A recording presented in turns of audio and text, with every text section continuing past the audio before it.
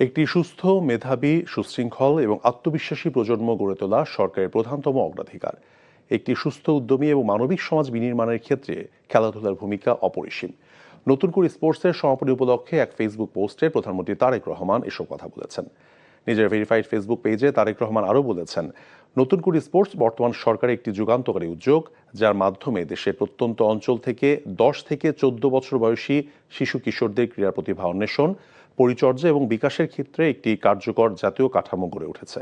সরকার ক্রীড়াকে মানব সম্পদ উন্নয়ন, জাতীয় ঐক্য এবং আন্তর্জাতিক অঙ্গনে বাংলাদেশের মর্যাদা বৃদ্ধির একটি শক্তিশালী মাধ্যম হিসেবে বিবেচনা করছে বলেও মন্তব্য করেন প্রধানমন্ত্রী। কাল 27 জুলাই আর্মি স্টেডিয়ামে অনুষ্ঠিত হচ্ছে নতুন করে স্পোর্টসের প্রথম আসরের সমাপনী এবং পুরস্কার বিতরণী অনুষ্ঠান।